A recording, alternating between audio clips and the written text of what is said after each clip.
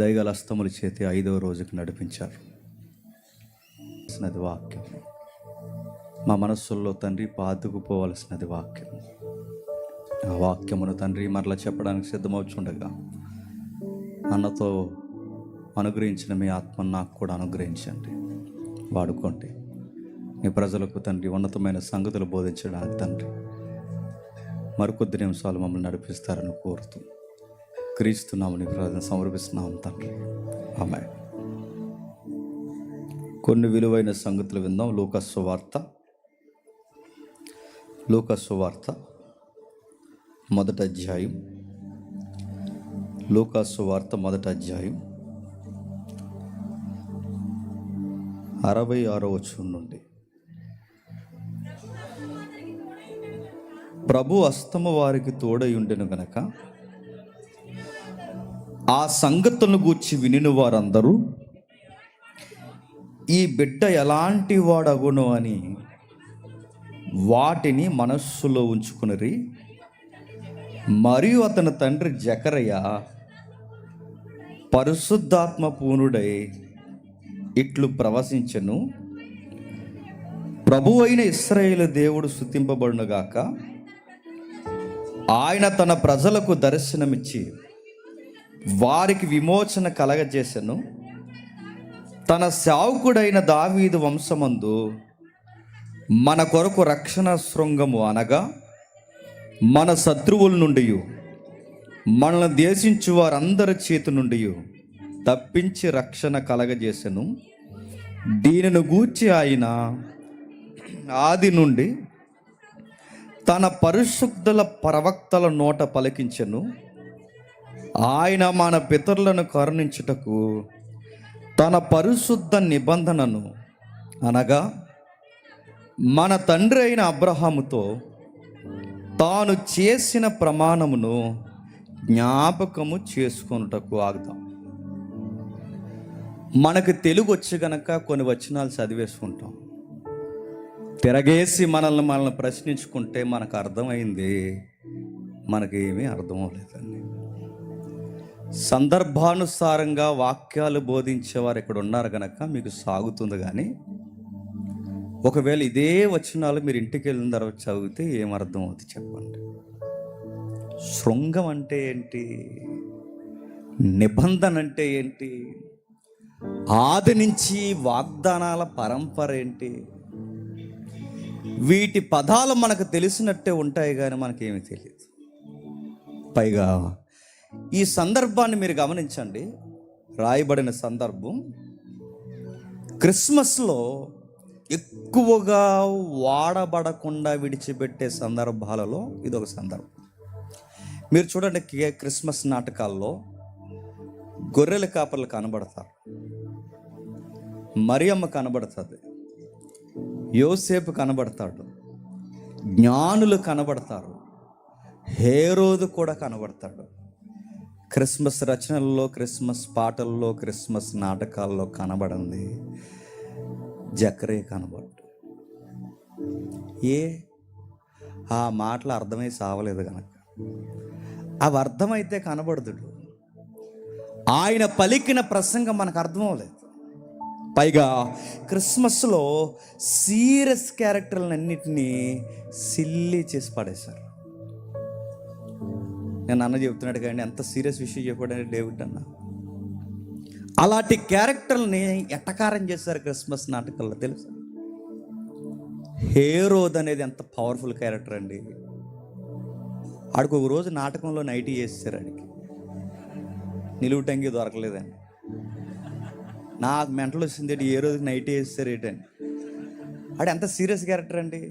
Nightie వేసి సున్నిగడేసారు వెనకాల. కొన్ని క్యారెక్టర్లని చంపేస్తాం, కొన్ని క్యారెక్టర్లను అర్థం చేసుకోవడంలో విఫలమైపోయాం. తెలుగు చదువుకున్నామని చెప్పుకున్న ఏదో పెద్ద డిగ్నిటీ వ్యవహారం ఎలగబెట్టాం కానీ కొన్ని విషయాలు మన బుర్రకు ఎక్కలేదు. ముఖ్యంగా క్రీస్తు జనన సందర్భాలలో వెలువరించి ముడిపడిన ఈ సందర్భం ఎప్పటికప్పుడు మనం చదువుకున్న వెలుతుగా అర్థం కానట్టుండిపోయే సందర్భం. జస్ట్ సందర్భాన్ని వివరించుకుని మూల మాటలకు వెళ్ళిపోదాం. రెండు అద్భుతాలు జరుగుతున్నాయి అక్కడ.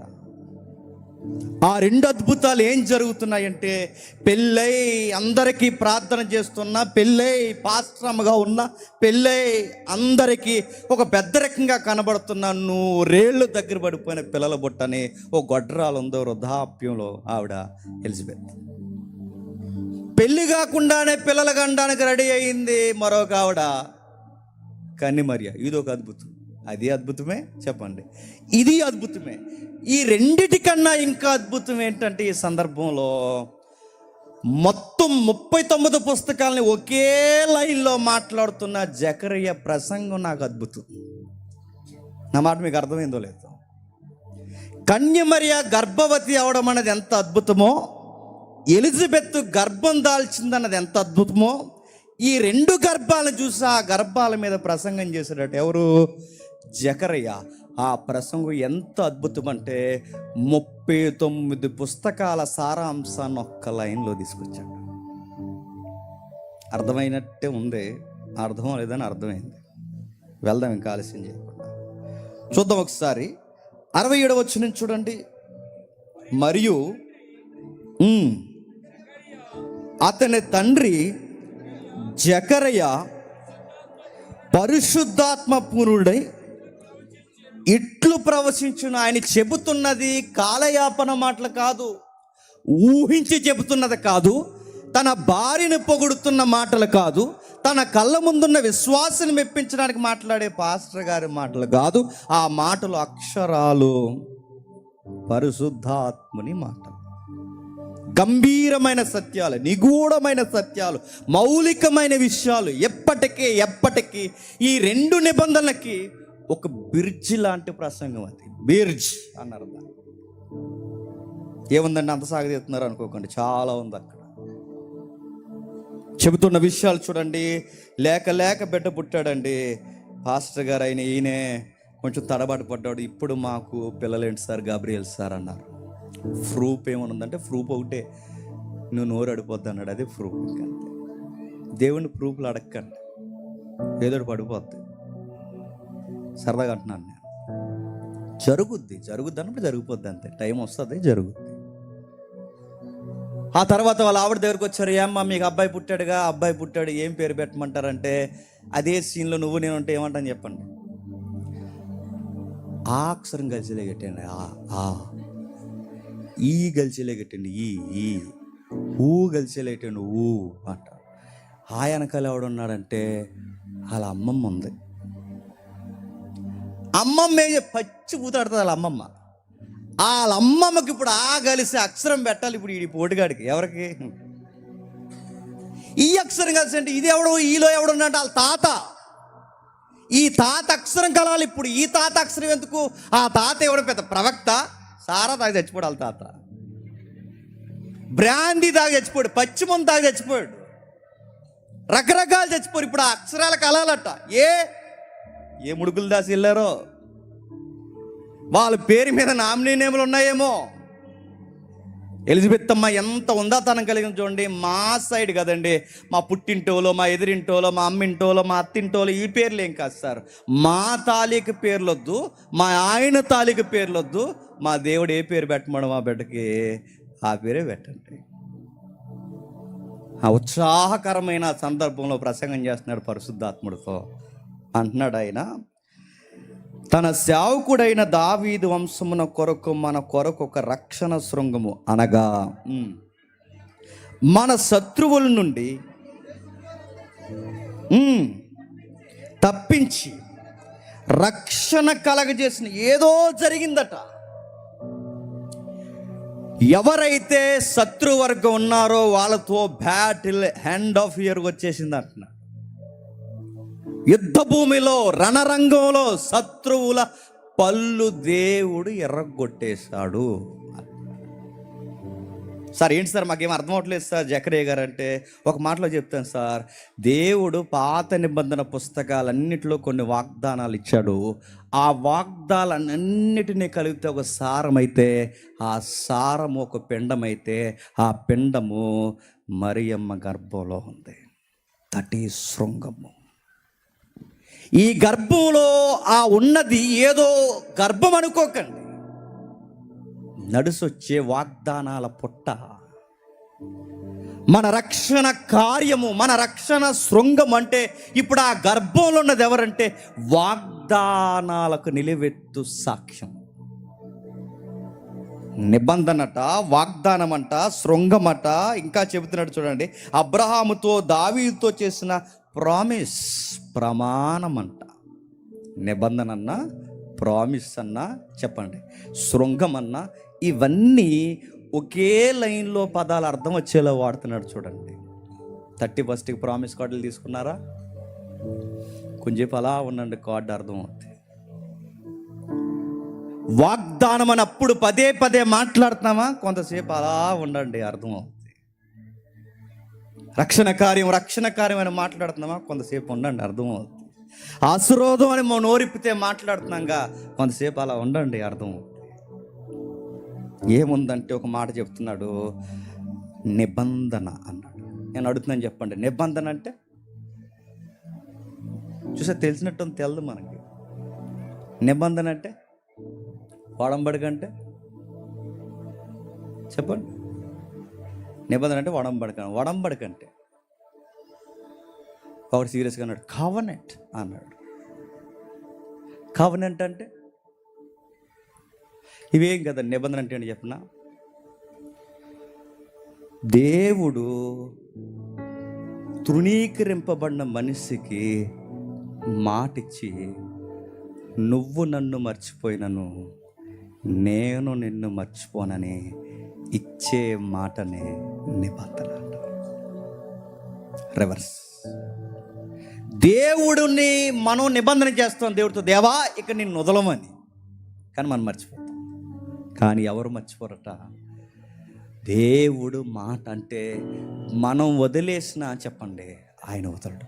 ఎందుకు వదలలేదు ప్రభువా ఇశ్రాయేలుని అంటే చెప్పండి, వాళ్ళ పితరుడైన అబ్రహాముతో చెప్పండి నిబంధన. ఇప్పుడు చెప్పండి, మాటిచ్చాను. అది నిబంధన అంటే. మీకు ఇంకా బాగా అర్థం కావాలంటే, అబ్రహాముతో నిబంధన చేస్తాడు కానీ దేవుడు, అబ్రహాం వెయిట్ చేయి, వస్తాను, వెయిట్ చేయి, బలి పశువు రెడీ చేయి, వస్తాను, వెయిటింగ్ చేయి అన్నప్పుడు అబ్రహాం చూస్తాడు. నిజంగా సందర్భాలు మనసు పెట్టి చదివితే గుండు బెరవెక్కిపోతుంటుంది. అబ్రహాం చూస్తాడు. సంధి వేళ అయిపోద్ది, చెమ్మ చీకటి అయిపోద్ది, ఎదురుగా ఎవరున్నారో కూడా కనబడినంత చీకటి వచ్చేస్తుంది. అబ్రహాం తెలియకుండా, నిబంధనకు రెడీగా ఉండాల్సిన అబ్రహాము తెలియకుండా అలా నిద్రలోకి వెళ్ళిపోతాడు. ఆ వధ పశువు ఏదైతే ఉందో ఆ పశువును 2 ముక్కలు చేసి తెలియకుండా అలా నిద్రలోకి వెళ్ళిపోతాడు. కానీ విషయం ఏంటి చెప్పనా? నిబంధన చేసుకుంటానన్న అబ్రహాము నిద్రలోకి పోయాడు. నిబంధన చేసుకుంటానన్న దేవుడు మాత్రం నిద్రపోకుండా, అబ్రహాము నిద్రపోయినా ఆ బలిపీఠం గుండా నడిచిపోయి అబ్రహాం అంటాడు, రాత్రి వచ్చాను, నిబంధన చేశాను, వెళ్ళిపోయాను అబ్రహాం, నీకు మాట ఇచ్చాను అన్నాడు. మనం ఎలాంటి వాళ్ళని చెప్పనా? నిద్రతో మాటిచ్చి. మనం ఎలాంటి వాళ్ళని చెప్పనా? మళ్ళీ చెప్తున్నాను, మనం ఎలాంటి వారిని చెప్పనా? మాటిచ్చి మర్చిపోతాం. కానీ దేవుడు ఎలాంటి చెప్పనా? వస్తానంటే వస్తాడంతే, చేస్తానంటే చేస్తాడంటే. నీకు మాట ఇచ్చానన్నాడు. ఎప్పుడు అబ్రహాము, ఎప్పుడు దావీదండి, ఎప్పుడు మాటలండి ఇవి? ఎప్పుడో పురాతనమైన మాటలు జకరయ్య ఎప్పుడు జ్ఞాపకం చేస్తున్నాడండి?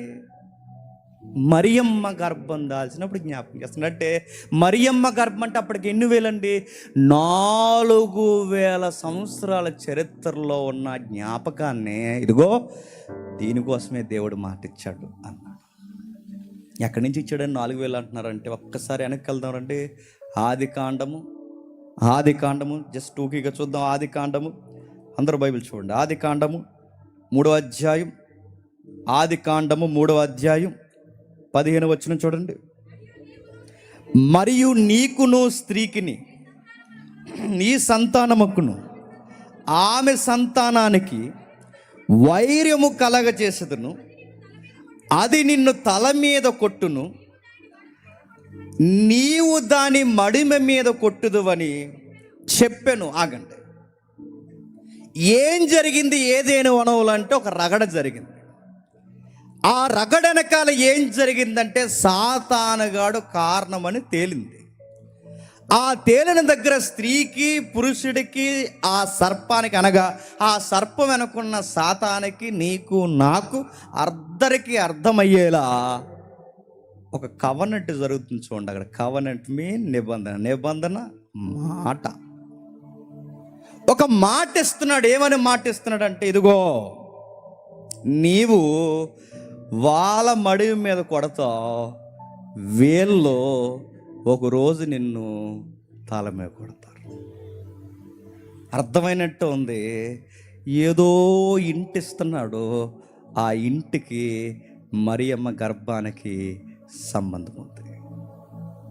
మళ్ళీ అర్థమైనట్టే చెప్తున్నా. ఇక్కడ ఏముందంటే, ఆమె సంతానానికి నీ సంతానానికి ఎప్పుడో ఒక సందర్భం జరుగుద్ది.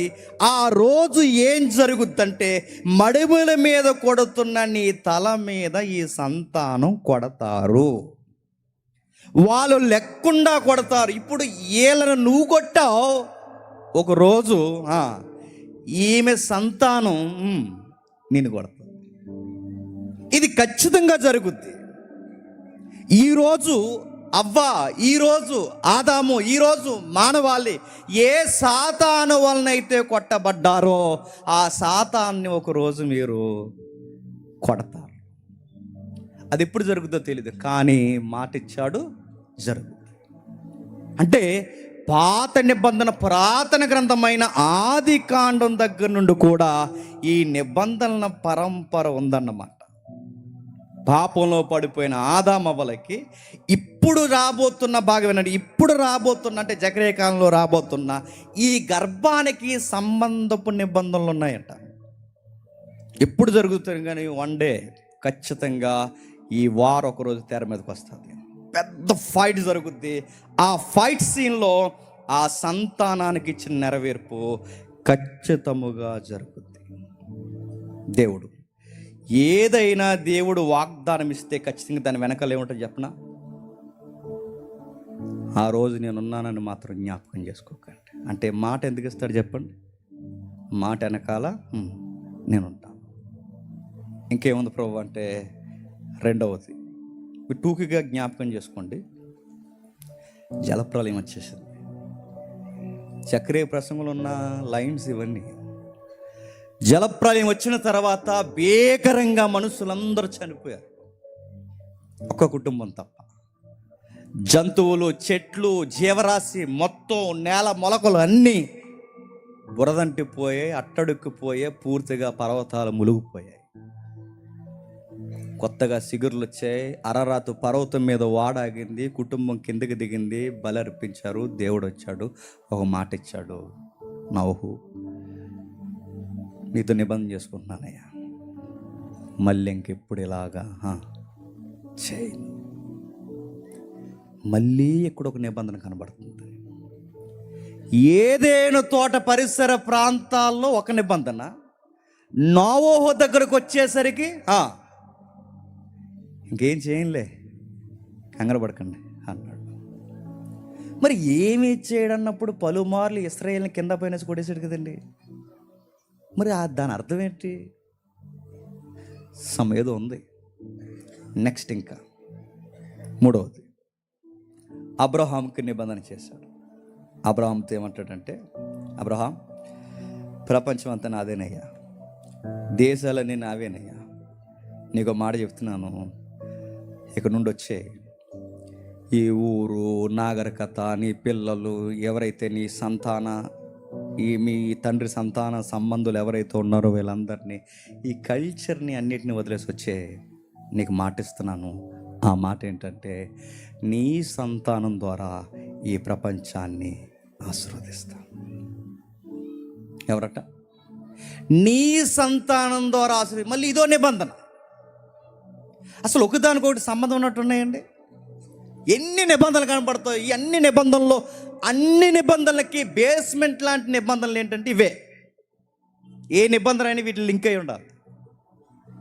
ఆదాము దగ్గర నిబంధన చేశాడు, నోవహు దగ్గర నిబంధన చేశాడు.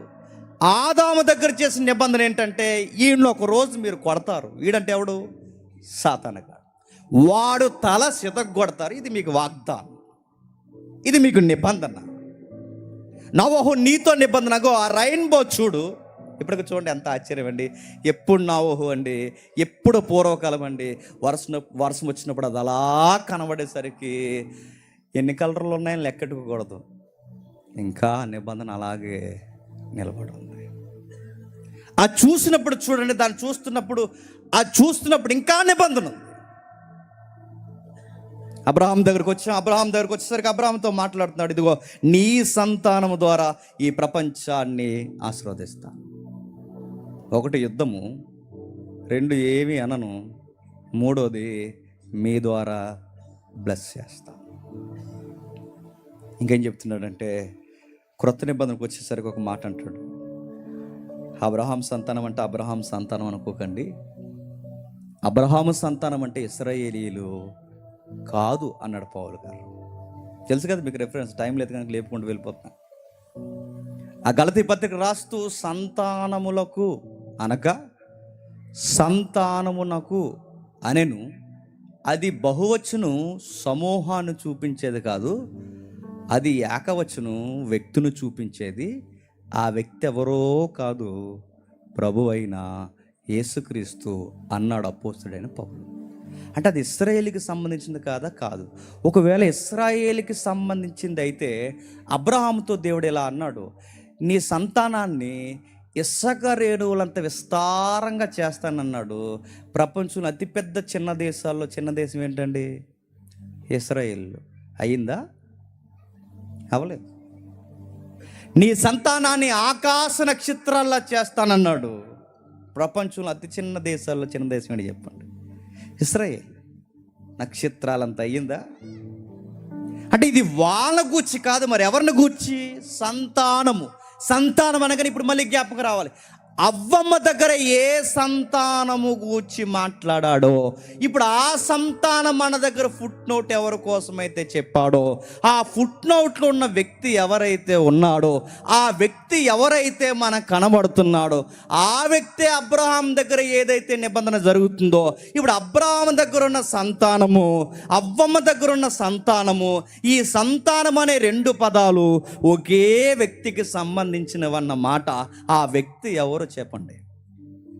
నజరేయుడైన యేసు. అంటే ఇది ప్రభు అయిన యేసుక్రీస్తు అని గూర్చిన నిబంధనలు ఏదేడు తోట నుంచి జరుగుతున్నాయి. అందుకే జకరియా ప్రసంగం అర్థవంతంగానే ఉంది. మన దేవుడు తన ప్రజల్ని మర్చిపోలేదు. పితరుల ద్వారా, ప్రవక్తల ద్వారా ఆదరించి ఆయన ప్రకటించిన ఆ ప్రవచనాలు, వాగ్దానాలు ఇదిగో సంపూర్ణమైన గర్భంగా ఈ 17 ఏళ్ళ ఆడపిల్ల మోస్తుంది. ఇది ప్రవచనాలు నెరవేర్పుకి అట్లా. ఇంకా ఏముందంటే అవ్వతో అయిపోయింది, నోవహుతో అయిపోయింది, అబ్రహాముతో అయిపోయింది. ఇంకెవరు చెబుతున్నారంటే నెక్స్ట్ మోసే వచ్చాడు. మోసేతో ఏమన్నాడు చెప్పండి? మీ సహోదరులలో నీ వంటి ఒక ప్రవక్తని నేను లేవనెత్తుతాను, మీ సహోదరుల్లో నీ వంటి ప్రవక్త నేను లేవనెత్తుతాను. ఇది నిబంధన. మరలా నీలాంటి నాయకుడు ఒకరు వస్తారు. ఆ ప్రవక్త అన్నారు క్రొత్త నిబంధనలో. ఆ ప్రవక్త అంటే ఎవరు చెప్పు? మోసే లాంటి ప్రవక్త, మోసే క్రమానుగతంగా వచ్చిన ప్రవక్త. ఆ ప్రవక్త అంటే ఎవరు? గడ్డాలు పెంచుకుని టోపులు పెట్టుకున్న దావా ప్రచారకులు ఏమన్నారంటే ఆ ప్రవక్త ఎవరో కదా, మహాప్రవక్త అన్నారు. అంతే. మహమ్మద్ ప్రవక్త కోసం కదా చెప్తా. ఆ ప్రవక్త అంటే ప్రభు అయిన యేసుక్రీస్తు. అంటే ఇప్పుడు రాయబడుతున్న ప్రతి వాగ్దానం, మీరు బైబిల్లో ఏ వాగ్దానమైనా, ఏ నిబంధన అయినా, ఏ ప్రామిస్ అంటే ఏ ప్రమాణ స్వీకారమైనా ఎవరు చుట్టూ తిరుగుతుంది చెప్పండి? యేసు ప్రభు కోసమే చెబుతుంది. ఇప్పుడంటే నిబంధన అయినా, ప్రామిస్ అంటే ప్రమాణమైన ఏదైనా మీరు చూడండి, వాగ్దానమైన ఏదైనా ఎవరి కోసం చూపించే చిహ్నం చెప్పండి? యేసుక్రీస్తు. మరి 31st తీసుకుని యేసుక్రీస్తు వారు కనబడకుండా నువ్వు కనబడుతున్నావు అంటే ఏంటి? నీకు అర్థమైందో లేదో నా మాట? అసలు మన 31st ఏ రిఫరెన్స్ కలిపినా ఆ రిఫరెన్స్ వెనకాల ఎవరు ఉండాలి చెప్పండి? యేసుక్రీస్తు వారితోనే కనెక్ట్ అయి ఉండాలి. అసలు వాగ్దానం అంటేనే మీకు రక్షణ శృంగం ఇస్తానన్నది వాగ్దానం. నిబంధన అంటేనే మీకు ఒక శిశువును సంతానాన్ని ఇస్తానని నిబంధన. ప్రామిస్ అంటే ప్రమాణం అంటేనే మీ మరణ ఛాయల్లో కొట్టుకుపోతున్న మీకు ఇదిగో నా కుమారుడిని మీకు అనుగ్రహించబోతున్నది ప్రమాణం. ఇంకా ఏముంది, ఇంకా ఏం చెప్తున్నాడు? యెరెమీయా గ్రంథానికి వచ్చేసరికి మరలా మాట్లాడతాడు, ఇదిగో మీతో ఒక కొత్త నిబంధన చేయబోతున్నా. ఆ నిబంధన ఎలా ఉంటుందంటే, ఇదిగో ఏదో మీరు అనుకున్నట్టుగా ఉండదు. ఆ నిబంధన మాట ఇచ్చి మాట తప్పి, మాట ఇచ్చి మాట తప్పి, మాట ఇచ్చి మాట తప్పి, ధర్మశాస్త్రం చదవనంటే చదవరు, ఎప్పుడు పాటించరు, బలులు సరిగ్గా అర్పించినందుకే ఇక మరలా మీకు వచ్చి ఒక ప్రవక్త చెప్పి ఇవన్నీ బోధించి ఇదంతా తతంగం కాదు. అసలు ధర్మశాస్త్రం ఎక్కడో ప్రతి ఉండిపోయిందని ఈ కబుర్లన్నీ కాదు. మీకు మాట చెప్తున్నాను, నేను క్రొత్త నిబంధన చేయబోతున్నాను. ఆ నిబంధన ఏంటంటే మీ హృదయం అనే పలక మీద రాయబోతున్నాను. ఆ రోజు మీకు దేవుని గురించి ఎవ్వరు చెప్పరు. ఆ రోజు దేవుడి గురించి ఎవ్వరూ చెప్పాల్సిన అవసరం లేదు. ఎందుకంటే ధర్మశాస్త్రం మీ హృదయాల మీద రాయబడుతుంది. క్రొత్త నిబంధన ఏంటంటే ఇదిగో ఆ రోజు దేవుని కోసం బతుకుదామని అనవసరం అవసరం లేదు, మీరు బతికేస్తారు. ఇదొక వాగ్దానం. ఇంకా ఏముందంటే సొలొమోనుకి దావీదుకి ఇంటర్నల్ లింక్ ఉంది. దావీదుతో చెప్తాడు, దావీదుతో దేవుడు అంటాడు, ఇదిగో దావీదు నీకు మాట చెబుతున్నానయ్యా, నీకు సంతానం ఇస్తాను. ఆ సంతానం ఏం చేస్తుందంటే నీ సింహాసనం ఆవిరైపోకుండా ఆ సంతానం ఏళ్తుంది, నిత్యము పరిపాలిస్తుంది. నాశనము కాని రాజ్యంగా నీ కొరకు ఎప్పటికీ ఒక ఏలికగా ఆ సంతానం ఉండబోతుందంటే అందరూ అన్నారు సొలొమోను అన్నారు. సొలొమోను అయితే ఇప్పటివరకు పరిపాలించాలి. సొలొమోను ఉన్నాడా? నిత్యము సొలొమోను పరిపాలించాడా? వయసు అయిపోయాడు. పొద్దున మాట్లాడుకున్నాం, అక్కడ మీరు లేరు సేవకుల సదస్సులో. వయసు అయిపోయింది. సొలొమోనుకి వయసు అయిపోయి చనిపోయాడు. సొలొమోను రాజ్యం ఎప్పటికే లేదు. సొలొమోను కట్టించిన మందిరమే లేదు. దావీదుకి చెప్పిన సంతానం నిత్యము ఉంటుందంటే ఎవరు ఆ దావీదుకి చెప్పిన సంతానం? అంటే అవ్వమ్మ దగ్గర నుంచి సంతానం సంతానం సంతానం సంతానం, వాగ్దానం నిబంధన, సంతానం వాగ్దానం నిబంధన, సంతానం. ఎవరండి ఆయన? జకర్యా ప్రసంగంలో రమ్యముగా కనబడుతున్న రక్షణ శృంగమైన కన్య మరియ మోస్తున్న, చెప్పండి, ఆ గర్భంలో ఉన్న శిశువు ఆయనే నజరేయుడైన యేసు. మొత్తం పుస్తకాల సారాంశం అంతా ఒక్క ప్రసంగానికి తీసుకొచ్చాడు. చూడండి ఆయన, ఇదిగో ఇశ్రాయేలుకి క్రొత్త నిబంధన. ఎక్కడ నిబంధన? అదిగో ఆయన చేయబోతున్నాడు ఒక నిబంధన. అవ్వ దగ్గర నుంచి నావోహు, నావోహు దగ్గర నుంచి అబ్రహాం, అబ్రహాం దగ్గర నుంచి మోసే, మోసే దగ్గర నుంచి దావీదు, దావీదు దగ్గర నుంచి ప్రవక్తలు, ప్రవక్తల దగ్గర నుంచి జకరయ్య. జకరయ్యలో కళ్ళ ముందు నెరవేరు జరుగుతున్నాయి. ఒకదాని వెనక ఒకటి, ఒకదాని వెనక ఒకటి, ఒకదాని వెనక ఒకటి. ఇవన్నీ దేనిని సూచించడానికంటే ఇదిగో మన పితరులందరూ దేని గూర్చైతే ఎదురు చూశారో ఆయన రానై వచ్చేసాడు. ఇప్పుడు చదవండి, అర్థం వద్దా వచనాలు చదవండి ఒకసారి. 67 వచనం నుండి, మరియు తండ్రి జకరయ పరిశుద్ధాత్మ పూరుడై ప్రభువైన ఇశ్రాయేలు దేవుడు ఆయన తన ప్రజలకు దర్శనమిచ్చి వారికి విమోచన కలగచేసి తన సేవకుడైన దావీదు వంశమును మన కొరకు రక్షణ శృంగమును అనగా మన దేశించిన వారందరి చేతుల్లో నుండి రక్షణ కలగ చేసినంటే ఇప్పుడు ఈ ప్రవక్తల ప్రవచనాలన్నీ, ఈ ప్రవక్తల రాసిన వాగ్దానాలన్నీ, ఈ నిబంధనలన్నీ ఎవరిని సూచిస్తున్నాయి చెప్పండి? యేసుక్రీస్తు వారు. ఇప్పుడు ఒకటొకటి ఎవరిద్దాం, మెల్లగా ముగించుకుందాం త్వరగా. సాతానుని నీ సంతానం సితగొడతాదని అవ్వమ్మ దగ్గర వెలువరించాడు మాట. నువ్వు మడిం మీద కొడతావు, ఆ సంతానం నీ శిరస్సు మీద కొడతాది అన్నాడు. ఫుట్నోట్లో సంతానం అంటే ఆయన అను, ఆయన నీ తల చితగొడతాడు అన్నాడు. ఎక్కడ కొట్టాడండి? కలవర గిరి మీద లెక్కుండా కొట్టాడు సాతానగాన్ని. పాపానుకున్న బలం మరణమైతే మరణాన్ని వాడుకున్న బలవంతుడుగా ఎగిరెగిరి పడింది ఎవడు చెప్పండి? సాతానగాడు. సాతానగాడు కలవరి గిరిలో ఓడిపోయాడు చితిచితుగా. ఎక్కడ ఆది కాండము, ఎక్కడ ఏదేనువను అక్కడున్న మాట జకరయ్య ఎక్కడ నెరవేరబోతుందో చూసేసాడు. ఈ కడుపులో ఉన్న శిశువు ఎవరో తెలుసా? ఈ అమ్మ మరియమ్మ గర్భాన్ని మోయక ముందే అందరమ్మలకి తల్లి అయిన మన జేజమ్మ. ఎవరు చెప్పండి?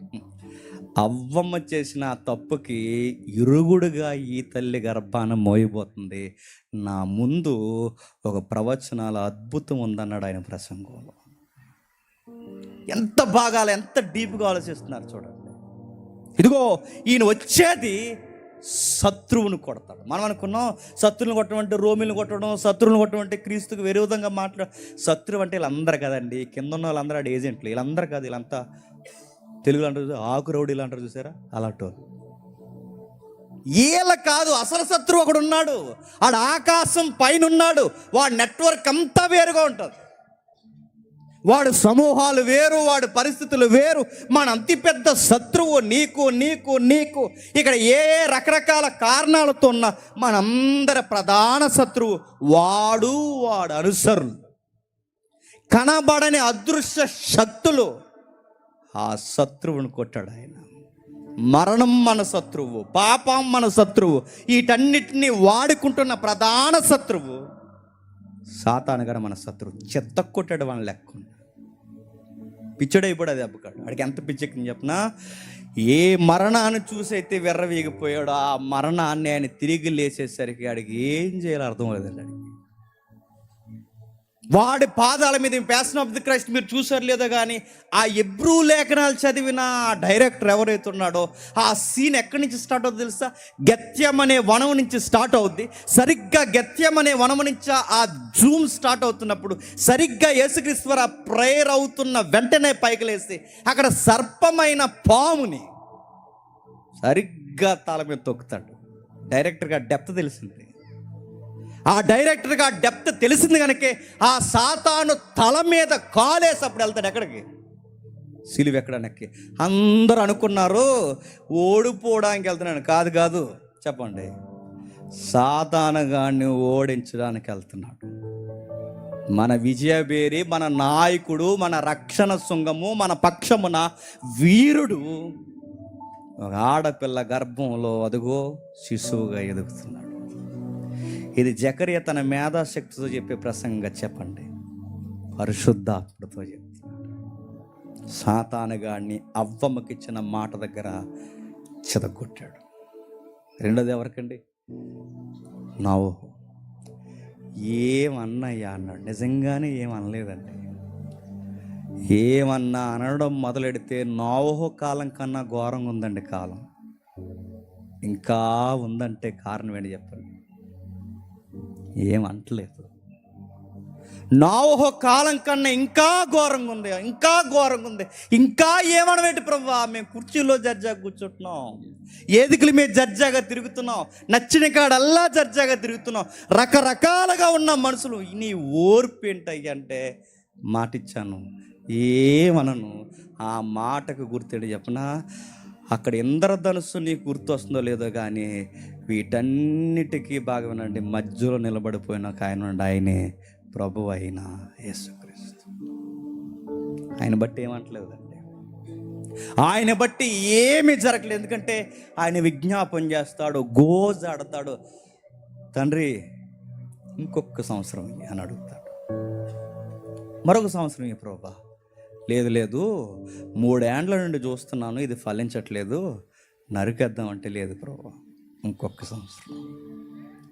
ఈ ప్రపంచానికి అడ్డంగా శాంతి సమాధానంగా నోవహు దగ్గర జరిగిన జలప్రలయం లాంటి భీకరమైన కార్యాలు జరగకుండా ఎందుకు ప్రపంచం అలా ఊపిరి పీల్చుకుని బతికేస్తుందో చెప్పండి.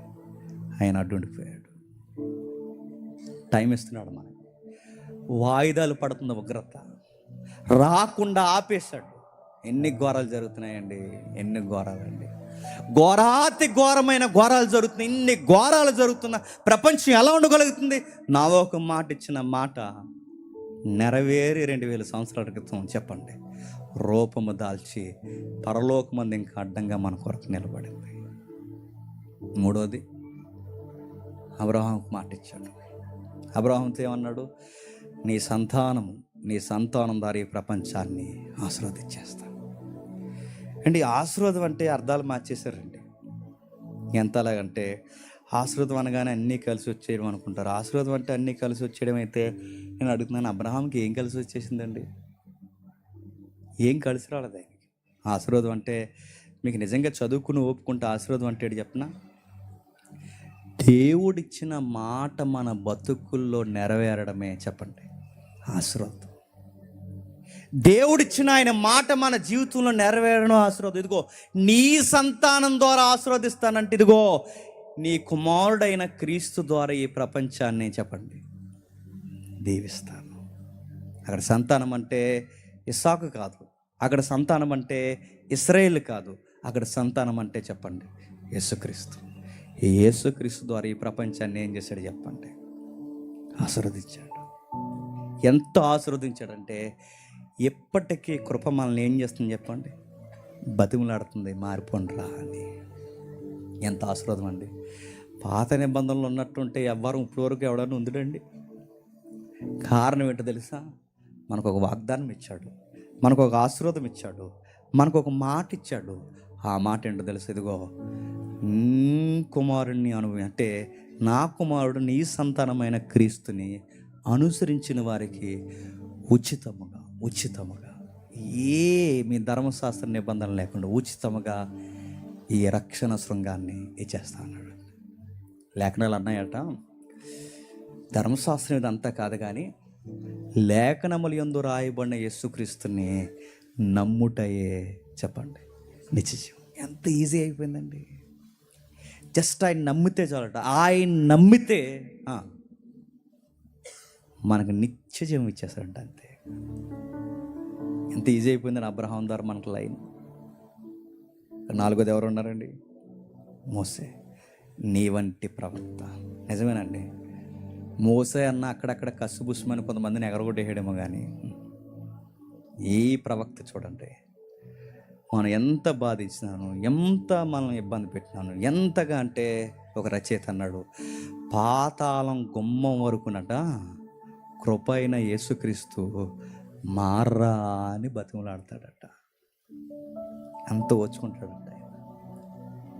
ఎంతగా ఓర్చుకుంటాడంటే పక్కనున్నవాడు సిలువు మీద ఉన్న దొంగ తిడుతున్నా చెప్పండి అని ఏం అనలేదట. మనం అంటే ఏమందుమండి? మరి కంగారు పడకు, ఆ లోకంలో చూస్తుందా కంగారు పడకు అన్నాడండి ఆయన. ఎంత ఓపిక! మాటలన్నా పడతాడు, ముఖం మీద ఉమ్మేసినా తుడిచేసుకుంటాడు, చెక్కెళ్ళ మీద కొడినా తలదించుకుంటాడు. ఒకే ఒక మాట అంటాడు, అసలు నేను ఎవరో మీకు అర్థమవట్లేదు అంటాడు. నేను మీకు మోసే కన్నా గొప్పవాడిగా వచ్చిన ఒక ప్రవక్తనని వివరించి చెప్పాడు తప్ప అస్సలు మీకు అర్థం అవ్వట్లేదు, నరకానికి పోతారా మీరు అందరూ అని. అలా ఎక్కడైనా స్టేట్మెంట్ మీరు వినండి, అస్సలు ఉండదండి పరిశుద్ధాత్ముడి విషయంలో తప్ప. ఎక్కడ ఉండదు ఆ స్టేట్మెంట్ మీరు చూడండి. ఎందుకంటే నశించిపోతున్న మనల్ని ఎదిగి రక్షించడానికి వచ్చిన గొప్ప నాయకుడే తప్ప ఈ నాయకుడు ఎలాంటి చెప్పినా మన భుజాల మీద ఎత్తుకుని ముద్దాడే నాయకుడు. మన నాయకులు ఎలాంటోళ్ళండి? మోసే అన్నాడు, ప్రభువా ఇదిగో అందరూ సెపరేట్ ఉన్నారు ప్రభువా. ధర్మశాస్త్రం చేస్తున్నప్పుడు సరిగ్గా 3000 మంది చచ్చిపోయారండి. ధర్మశాస్త్రం వచ్చినప్పుడు 3000 మంది చనిపోయారు. కానీ ఈ నాయకుడు వచ్చినప్పుడు చూడండి, పేతురు ప్రసంగంతో 3000 మంది మారిపోయారు. మోసే నాయకత్వంలో మాంత్రికులు చనిపోయారు. ఈ నాయకత్వంలో చెప్పండి మాంత్రికులు మారిపోయారు. మోసే నాయకత్వంలో వ్యభిచారం చేసిన వారిని రాళ్ళిచ్చి కొట్టారు. ఈ నాయకత్వంలో చెప్పండి వ్యభిచారుల్ని సంసారాలని చేశాడు. మోసే నాయకత్వంలో అబద్ధికుల్ని వెలివేసేశారు. ఈ నాయకత్వంలో అబద్ధికుల్ని యథార్థవంతులుగా నూతన జీవితాన్ని ప్రసాదించారు. మనకు సరైన నాయకుడే. అందుకే ఈయన మోసే కన్నా గొప్ప నాయకుడు. ఇన్ని నెరవేరుతున్నాయి చూసారా. నెక్స్ట్ యిర్మీయాతో చెప్పిన మాట, ఇదిగో ఒక కొత్త నిబంధన రాస్తాను. మీరు చూడండి, క్రొత్త నిబంధనకు వచ్చేసరికి ఒక నిలబడడం బోధించడం మోటివేషన్ చేయడం ఇవేమీ లేవండి. ఆది సంఘానికి ప్రాణాలు అలా ఇచ్చుకుంటూ వెళ్ళిపోయారు అంతే. 6 రోజులు మోటివేషన్ చేసినా చెప్పండి, ఆ రోడ్డు మీద ఎదురు మర్చిపోతాం మనం. కానీ ఆది సంఘంలో చూడండి, యేసుప్రభు వాళ్ళ హృదయాల మీద రాయబడినప్పుడు అడుగుతుంది. ఇప్పుడున్నాయి మనకి ఇలా 66 పుస్తకాలు చేతుల్లో. అందరి దగ్గర అప్పుడు బైబిల్ ఉందండి. ఆయన నాయకత్వం ఎలా అయిపోయింది చెప్పిన, ఆయన వచ్చిన తర్వాత దేవుని మాట వాళ్ళ హృదయాల మీద రాసేసుకున్నారంట. పేతురు కానీ, యోహాను కానీ, పౌలు కానీ, ఆది సంఘం కానీ, వేల మంది సంఘము వారి హృదయాల మీద ఆ మాటలు రాసేసుకున్నారు. కనుక వాళ్ళు రోజు బైబిల్ చదివారో లేదా వాళ్ళ దగ్గర బైబిల్ 66 పుస్తకాలుగా ఉందో లేదో మనకు సరైన ఎవిడెన్స్ లేదు. కానీ ఒకటి మాత్రం అయితే నేను చెప్పగలను, వాళ్ళ గుండెల్లో 39 పుస్తకాలు, రాయబడబోతున్న పుస్తకాలు పరిశుద్ధాత్మ ప్రేరణతో ప్రతి మాట వాళ్ళ గుండెల్లో ఉంది. వాళ్ళు రాసుకున్నారు. దేవుడు నిబంధన చేసేసాడు. ఎందుకంటే బైబుల్ వాళ్ళ హృదయాల మీద రాసేసాడు. ఇవన్నీ చెబుతున్నాడు జకర్యా. ఏమని ఇప్పుడు చదవండి 68వ వచనంలో, మన ప్రభు అయిన ఇశ్రాయేలు దేవుడు స్తుతింపబడునుగాక, ఆయన తన ప్రజలకు దర్శనమిచ్చి వారికి విమోచన కలగజేసి తన సేవకుడైన దావీదు వంశమునందు మన కొరకు రక్షణ శృంగమును, అనగా శత్రువుల చేతులు, అంటే సాతానగాడు మరణము చేతుల నుండి మనల్ని ద్వేషించి లోకనాథులు సాతాను బంధకాలందరి నుండి తప్పించి రక్షణ కలగజేసెను.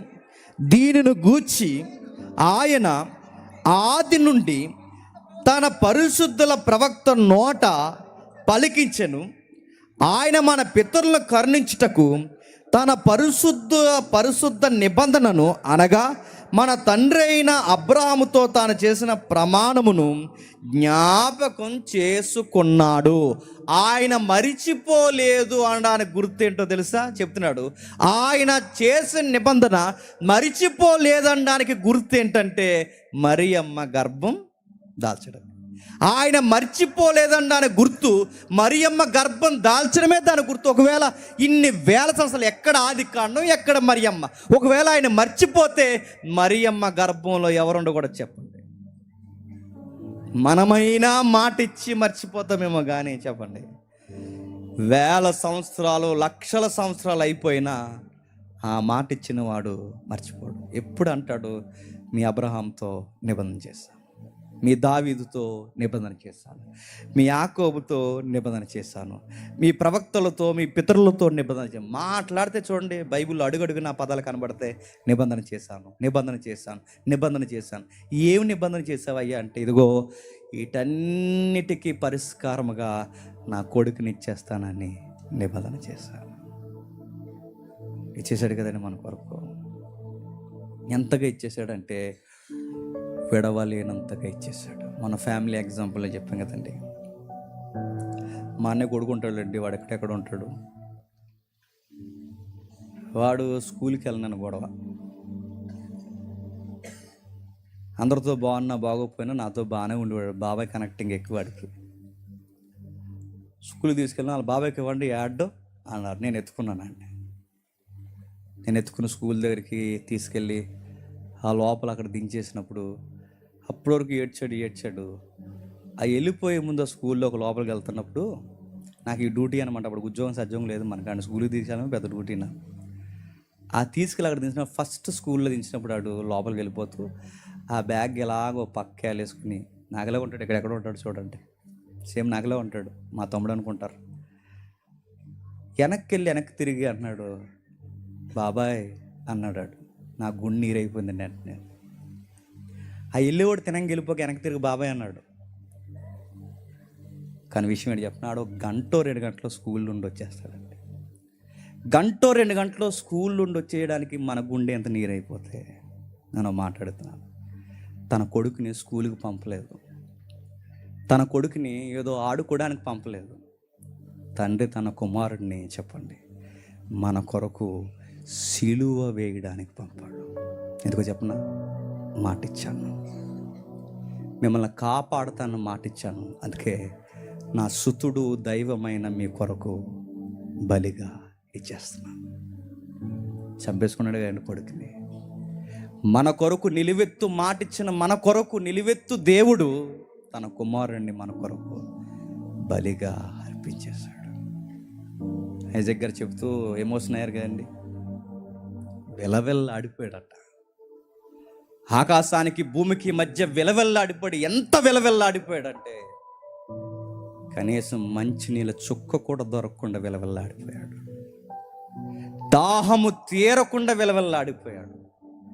రక్తము కారుతూ విలవెల్లాడిపోయాడు. ఊపిరందక విలవెల్లాడిపోయాడు. నిలబడ్డానికి మేకుల మీద నిలబడలేక విలవెల్లాడిపోయాడు. ఎంత బాధ దేనికయ్యా అంటే యెహోవా నుండి వచ్చిన ఈ సుతుడు దైవం ఒక మాట అంటాడు, నా తండ్రి చిత్తము నెరవేరును కాక. ఏం చిత్తం అయ్యా అంటే మాటిచ్చాడు. ప్రామిస్, వాగ్దానము. మిమ్మల్ని నేను ఇంకేమీ అనను, మా ఊహతో చెప్పాను. మీ శత్రుని తల మీద చెదగొడతాను, మాటిచ్చాను. మీ హృదయాల మీద నా మాటలు రాస్తాను, మాటిచ్చాను. మీకు మంచి నాయకుడిని పంపిస్తాను, మాటిచ్చాను. ఇవన్నీ నెరవేరిపోయిన ప్రభువా అని అడిగితే మన కొరకు ఆయన చనిపోవాలి, అదే నెరవేర్పు. ఇదంతా చూస్తున్నాడు ఎవరు? జకర్యా. అయ్యో ఎంత గొప్ప కార్యం చేస్తున్నాయ్యా. ఈ నెరవేరబోయే భవిష్యత్తు ప్రణాళిక ఈ ఆడపిల్ల గర్భంలో పెట్టావు. ఈ ఆడపిల్ల గర్భంలోంచి రాబోతున్న ఈ నెరవేర్పుకి పైలట్గా నా భార్య గర్భంలో కొడుకుని పెట్టావు. 2 అద్భుతాలు నా కళ్ళ ముందు పెట్టావు. అయ్యో దేవా, నువ్వు ఎంత గొప్పవాడు అంటే ఎన్నో వేల సంవత్సరాల క్రితం మా పితరులకు మాటిచ్చావు, మేము ఇంకా నీ జ్ఞాపకం ఉన్నామా అని వాపోతూ పాట పాడుతున్నాడు. ఈ పాట, ఇది పాట తెలుసా? ఎంత అర్థవంతమైన పాట పాడుతున్నాడండి ఆయన. మిమ్మల్ని ఇంకా మర్చిపోలేదా? మా పితరులు మమ్మల్ని మర్చిపోయారు, మా పితరులు మేము మర్చిపోయాం, కానీ నువ్వు మర్చిపోలేదా? అందుకే దేవుడు అంటాడు, మిమ్మల్ని విడువను, ఎడబాయను, మృదుము వచ్చే వరకు ఎత్తుకొని వాడును నేనే. మనం అనుకుంటాం మమ్మల్ని ఎవరో ఎవరు జ్ఞాపకం పెట్టుకుంటారు లేదో నాకు తెలియదు, కానీ మనకు మాట ఇచ్చిన వాడు జ్ఞాపకం పెట్టుకుంటాడు. జ్ఞాపకం పెట్టుకున్నాడు కనుకే తన కుమారుడిని బలిగా మనకి అర్పించేశాడు. ఇక చివరిగా ముగిస్తాను. ఈ కుమారుడు ఎలుతూ ఒక మాట ఇచ్చాడు. ఎలా ఎలుతున్నానో చెప్పండి, మళ్ళీ అలాగే వస్తాను. ఆ వస్తానన్నవాడు మాట ఇచ్చాడు క్రైస్తవులకి. ఒకరోజు పక్కా చెప్పండి వస్తాడు. నేను కోరుకుంటున్నాను ఆ వచ్చే రోజు ఈ 6 రోజుల సెమినార్లో ఏదో రోజు అయితే బలి ఉంటుందండి. ఈ టెంట్ ఎలా విడిపోవాలి, ఆ మేఘాలు ఎలా దిగిపోవాలి, ఈ ప్రసంగికులందరూ పైకి లేవాలి, పరిశుద్ధులు బాప్టిజాలు ఎవరెవరైతే పొందారో పొందిన బొడిద్దైలు అక్కడే ఉండాలి, పొందిన వారందరూ పైకి లేవాలి. మీ పొందని సిగ్గుపడుతున్న మీరందరూ చూస్తుండగా మేఘాల మీద మనం అలా వెళ్ళిపోలేదు. ఎందుకంటే అవ్వమ్మ దగ్గర 4000 సంవత్సరాల క్రితం మాట ఇచ్చిన వాడు నెరవేర్చిన నమ్మదగిన దేవుడు 2000 సంవత్సరాల క్రితం మాట ఇచ్చాడు. మళ్ళీ వస్తానని పక్కా ఏదో రోజు వచ్చేస్తాడు. అది సెమినార్లో వస్తాడో, నూతన సంవత్సరంలో వస్తాడో, సంసారంలో ఉండగా వస్తాడో, ఎప్పుడు వస్తాడో నాకు తెలియదు, పక్కా వస్తాడు.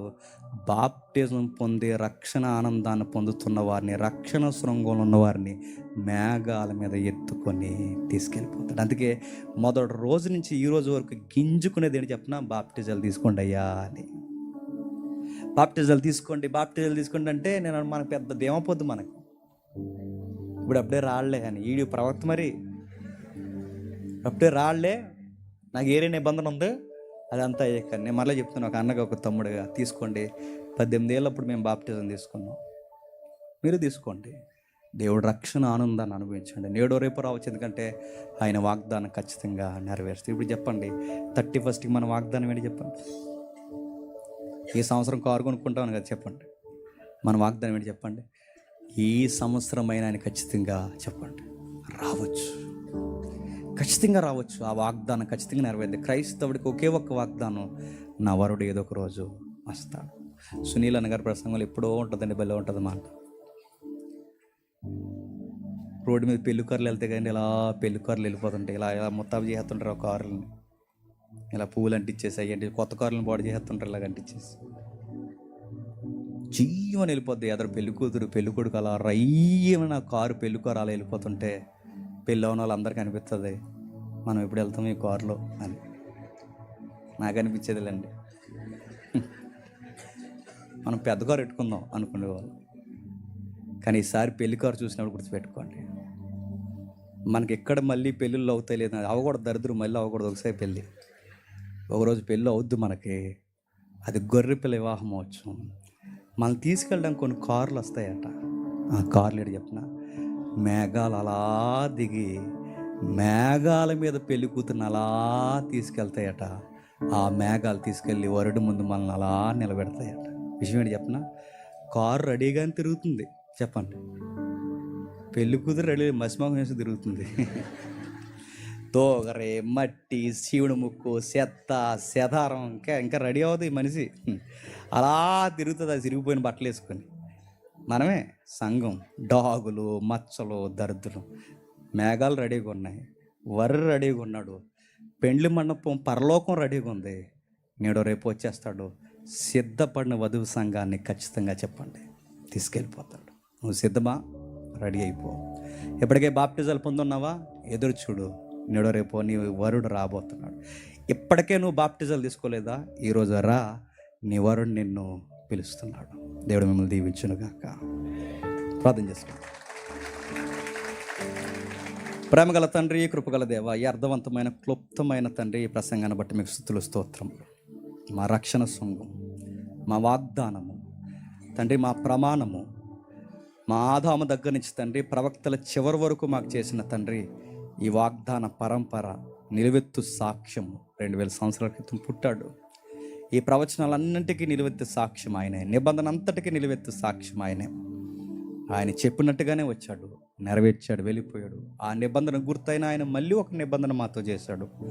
ఒకరోజు వస్తాడు, వచ్చి తీసుకెళ్తా అన్నాడు. దాని గుర్తుగా మేఘాలు ప్రతిరోజు మా ఎదురు తిరుగుతున్నాయి తండ్రి. మేఘాలు సిద్ధంగా ఉన్నాయి, పరలోకం సిద్ధంగా ఉంది, వరుడు సిద్ధంగా ఉన్నాడు. ఇక సిద్ధపడవలసినది మేమే. ఈ ప్రతి ఏడాది అంతా మమ్మల్ని కాపాడుకోవడానికి తండ్రి 6 రోజుల సెమినార్లో మేము నడుస్తున్నాం. ఈ ఉద్యమాన్ని, రక్షణ అలాగే తండ్రి మాలో నింపండి. మీ దయగల హస్తముల చేత మమ్మల్ని నడిపించండి. తర్వాత కార్యాన్ని మీ చేతులకు అప్పగిస్తూ మీరు మహిమను పొందుతారని కోరుతూ క్రీస్తు నామమున సమర్పిస్తున్నాం తండ్రి. ఆమేన్.